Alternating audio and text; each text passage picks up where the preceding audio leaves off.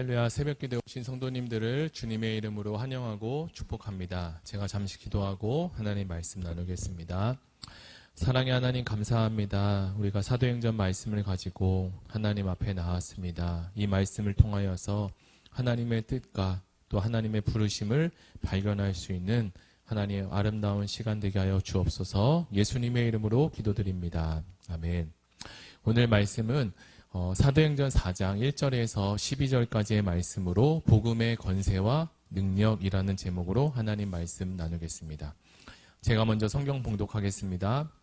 사도들이 백성에게 말할 때 제사장들과 성전 맡은 자와 사두개인들이 이르러 예수 안에 죽은 자의 부활이 있다고 백성을 가르치고 전함을 싫어하여 그들을 잡음에 날이 이미 저물었으므로 이튿날까지 가두었으나 말씀을 들은 사람 중에 믿는 자가 많으니 남자의 수가 약 5천이나 되었더라.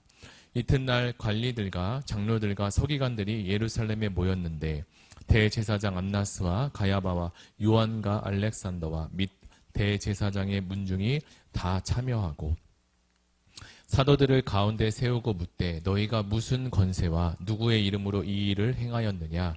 이에 베드로가 성령이 충만하여 이르되 백성의 관리들과 장로들아 만일 병자에게 행한 착한 일에 대하여 이 사람이 어떻게 구원을 받았느냐고 오늘 우리에게 질문한다면 너희와 모든 이스라엘 백성들은 알라. 너희가 십자가에 못 박고 하나님이 죽은 자 가운데서 다 살리신 나사렛 예수 그리스도의 이름으로 이 사람이 건강하게 되어 너희 앞에 섰느니라. 이 예수는 너희 건축자들의 버린 돌로서 집 모퉁이의 머릿돌이 되었느니라. 다른 이로서는 구원을 받을 수 없나니 천하 사람 중에 구원을 받을 만한 다른 이름을 우리에게 주신 일이 없음이라 하였더라. 아멘.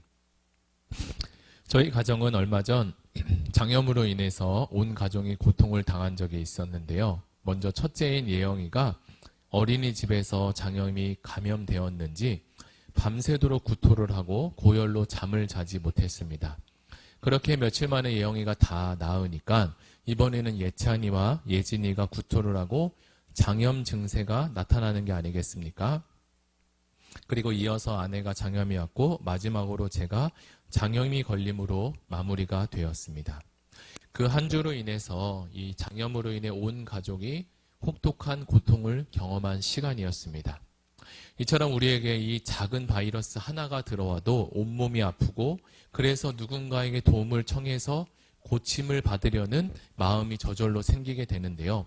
속히 얼른 이 병을 고쳐서 평상시처럼 건강하게 살고자 하는 마음뿐입니다. 예수께서 부활하신 후 제자들에게 나타나셨습니다. 제자들에게 나타나신 후 제자들은 마가다락방에 모여서 예수님이 말씀한 대로 성령이 오시기까지 기도하고 또 기도했습니다. 그들은 무엇을 위해서 그토록 기도했을까요? 처음에는 500명의 사람들이 제자들이 모였는데 시간이 지나자 하나 둘 사라지더니 이제는 120명만 남아서 기도했습니다. 그런데 그렇게 기도한 시간이 벌써 50일째가 되었는데 50일째가 되는 날 성령이 그들에게 임하고 그들은 그들조차 알지 못하는 성령의 말하심에 따라서 말을 하는 일들이 생기게 되었습니다. 오늘 말씀은 예수님이 하늘로 올라가신 후에 오순절날 예수 믿는 사람들에게 나타난 이 이상한 현상에 대해서 베드로가 하나님의 말씀을 가지고 그 말씀을 의지해서 내용을 전하는 말씀입니다. 오늘 이렇게 마가다락방에서 모인 120명의 숫자는 절대로 큰 숫자는 아닙니다. 제가 학교를 다닐 때만 해도 고등학교 때 한 반에 한 60명이 있었던 적이 있는데요. 그렇게 생각해 본다면 한 두 반 정도의 클래스 정도의 작은 숫자일 것입니다. 그런데 이렇게 작은 사람의 숫자들이 모인 그 일들이 어떻게 이렇게 다른 많은 사람들에게 관심을 받게 되었느냐. 그들이 말하는 이 120명의 사람들이 말하는 언어 때문이었습니다. 그들의 입에서 하나같이 전 세계의 언어가 자동적으로 동시통역이 되어서 사람들에게 들리는 게 아니었습니까? 지금까지 이런 일은 단 한 번도 없었습니다. 저는 이 사건을 보면서 창세기 11장이 떠올랐는데요. 창세기에 나오는 이 바벨탑의 사건, 이 바벨탑의 언어가 흩어진 이야기와는 정반대인 사건이 오늘 등장하게 됩니다. 정반대로 언어가 하나로 모여지는, 누가 들어도 그 언어가 들리는 현상이 나타나게 되었습니다. 그들이 하는 언어가 전 세계 사람들이 다 들을 수 있는 언어처럼 들리니 모두가 놀라지 않을 수 없었습니다. 그래서 어떤 이는 이 광경을 있는 그대로 믿지 못하고 무시하고자 했습니다. 그리고 세술에 취한 사람이라고 비아냥거리기까지 했습니다. 하나님은 바벨의 언어를 흩으신 사건을 이 사도행전 4장의 말씀을 통해서 다시 언어가 하나 되는 잠깐의 이 기적과 같은 일을 통해서 성령 하나님이 오심으로 이 땅에, 그리고 하나님의 비전과 하나님이 앞으로 되어져야 될 일들을 보여주고 나타난 예언적인 사건이라고 우리는 생각해 볼 수 있습니다. 성령께서 이제 많은 사람들에게 복음으로 하나 되고자 하는 이러한 메시지를 오늘 사도행전 4장에서 담고 있다는 사실을 우리는 주목해서 이 말씀을 보고자 합니다. 우리가 함께 읽은 이 사도행전 4장에 보니까 사도들이 백성에게 말하기 시작할 때 제사장들과 성전 맡은 자와 사두개인들이 함께 있었다고 합니다. 그들은 사도들이 이야기하는 그 소리가 정말 듣기 싫은 모양이었습니다. 여기에 나오는 성전 맡은 자는 대제사장 다음으로 해당되는 아주 높은 지위를 가진 사람이었고요.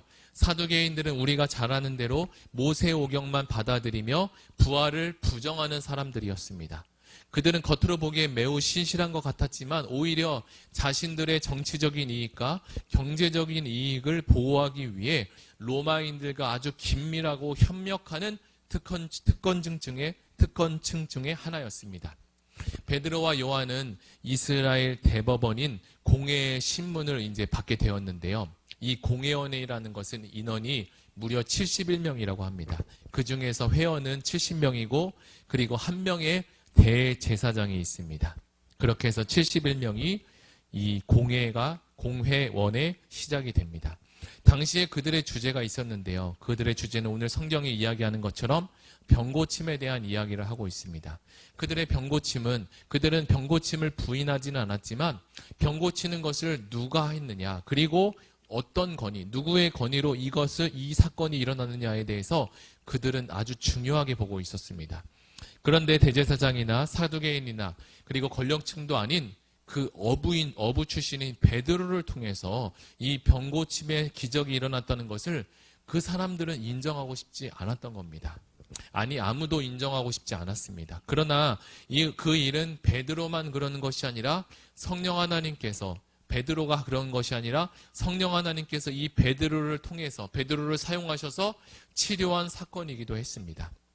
사도행전이 사복음서 이후에 어떤 큰 의미가 있느냐라는 것을 우리가 질문해 보아야 하는데요. 그것은 사복음서에서 예수 그리스도를 통해서 수많은 기적과 이적들이, 그리고 하나님의 나라가 임하고 하나님의 살아계심이, 그리고 메시아가 등장하는 사건을 사복음서를 통해서 보여주고 있는데요. 그 사복음서 이후의 사도행전을 통해서는 예수 그리스도가 부활하시고 난 후에 예수님의 제자들을 통해서, 그리고 예수 믿는 성도들을 통해서 똑같은 일들이, 똑같은 기적들이 이루어질 수 있다는 것을 사도행전이 보여주고 있습니다. 그래서 그것은 예수 그리스도를 통한 귀신이 떠나는 일과 병 고치는 일들이 예수님을 넘어서서 일반 사람을 통해서 일어났다는 일에 우리는 주목해 볼 수 있습니다. 그런데 이 일은 이미 예수께서 제자들에게 이미 하신 말씀이에요. 누가복음 11장 20절에 보면 이렇게 기록하고 있습니다. 그러나 내가 만일 하나님의 손을 힘입어 귀신을 쫓아내는 것이면 하나님의 나라가 이미 너에게 임하였느니라.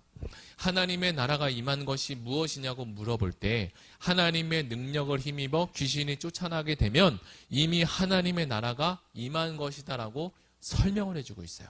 예수님이 등장하기 전까지 안진뱅이나 기머거리나 병 걸린 자들이 어느 누구도 고침을 받은 사건이 없는데 예수님의 등장하심으로 인해서 그러한 기적들이, 병 고침의 기적들이 일어나게 된 것입니다. 이것을 통해서 하나님은 그 병 고침의 사건을 보여주는 것이 아니라 하나님의 나라가 임했고 이제 메시아가 등장했다는 것을 보여주고 나타내기 위한 하나님의 보여주심이었습니다. 오순절날 예수께서 예루살렘에서 예배드리기 위해 모인 많은 사람들은 그들의 눈앞에서 한 번도 보지 못한 현상을 이제 목도하게 됩니다. 안진뱅이가 일어난 사건이기도 하고요. 100명이 넘는 사람들이 기뻐하는 소리로 이렇게 함께 모여서 기도하다가 이상한 말을 하는 것을 보게 됩니다. 그 말들이 자신의 귀로 다 들리는 것입니다. 분명히 어부 출신인데 배운 것이 없는데 다른 나라의 말도 하고 그 말들이 많은 사람들에게 들리는 희귀한 일이 생기는 거예요. 베드로와 그의 외의 제자들은 당연히 유식한 사람들이 아니었습니다. 그들은 또 말도 잘하는 사람들이 아니었고요. 그것은 이 주변에 있던 많은 사람들이 이미 수십 년 동안 함께 자라면서 경험했기 때문이죠. 그러나 그들은 갑자기 사람들 앞에서 당당하게 자신감 있게 말하기 시작합니다. 그들은 말을 하지 않으면 도저히 견딜 수 없는 뜨거운 감동과 열정이 그 마음속에서 솟구쳐 올라왔기 때문입니다. 그들이 구약 성경의 근거로 이렇게 이야기합니다. 이것은 말세에 사람의 육체에 하나님의 성령이 부으실 때 나타나는 현상이라고 말합니다. 물론 구약 시대에서도 종종 하나님의 사람들에게 성령의 감동하심이 있기도 했습니다. 요엘 선지자가 예언한 이 성령에 대해서 성령이 우리에게 부어질 때 어떤 일들이 생기느냐, 자녀들은 예언할 것이고 젊은이는 환상을 보고 너희 늙은이들은 꿈을 꾸리라 라고 이야기해 줍니다.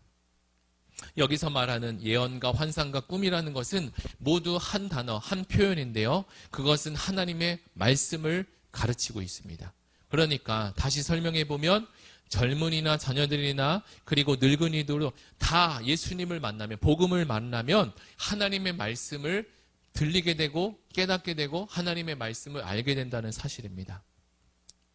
하나님을 만나는 사람들에게 병이 났거나 물론 놀라운 일들이 생길 수 있습니다. 그러나 그보다 더 놀라운 일은 하나님의 말씀이 열리는 거예요.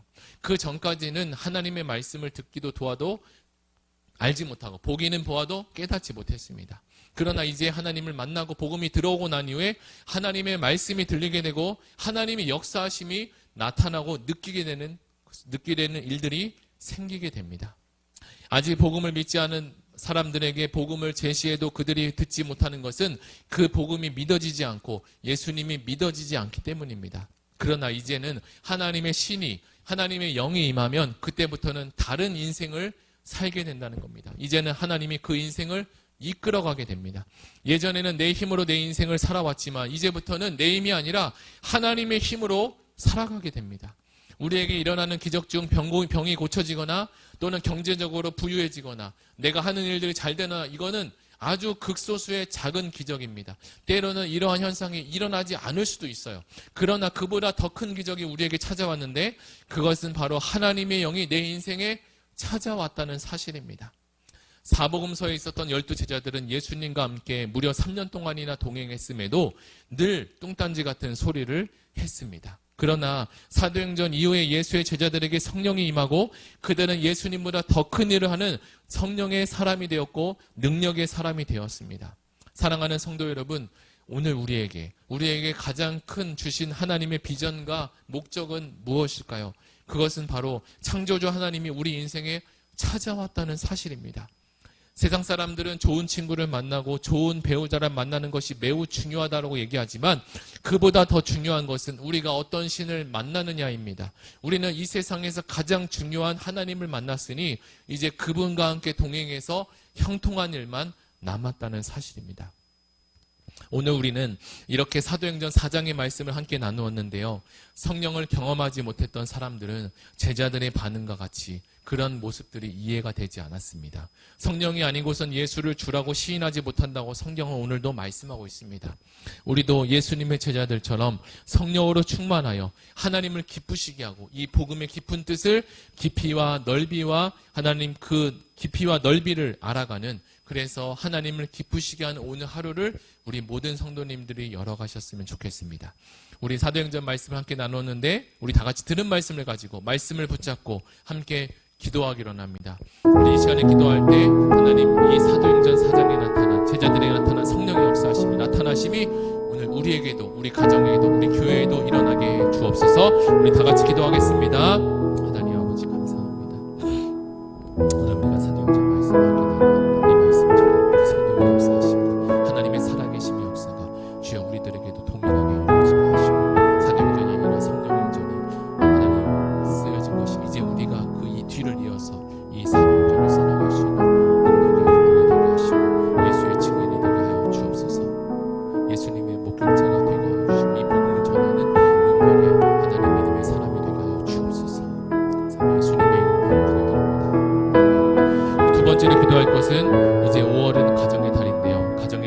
교회적으로 그리고 가정적으로도 행사 모임이 많이 있습니다. 우리 교회 모든 성도님들이 이 가정의 달 기쁘고 행복한 한 달이 되게 하시고 염려 걱정 근심 모든 것이 다 사라지게 하시고 하나님을 기쁘시게 하는 그리고 온 성도가 기쁨을 누릴 수 있는 한 달이 되게 해달라고 우리 다 같이 기도하시겠습니다.